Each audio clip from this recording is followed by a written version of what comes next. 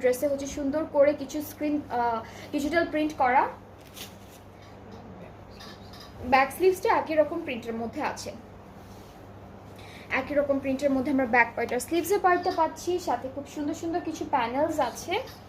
এটা কোথায়, এটা হলো ঘুরে আসবে। ওকে, সো এটা হচ্ছে আমাদের দামানের প্যানেল, এটা হলো পুরোটাই ঘুরে আমাদের দামানে বসবে। এরপরে এইটা হলো স্লিভসে দিয়েছে, একটা একটা করে স্লিভসে এমব্রয়ডারি করে বসাতে হবে। নেক্সট হচ্ছে নেকের জন্য আছে একটা খুব সুন্দর প্যানেল, নেকে কিন্তু অলরেডি একটা বিউটিফুল এমব্রয়ডারি ওয়ার্ক করেছে, তার উপরে হলো আমরা এই প্যানেলটা বসাবো।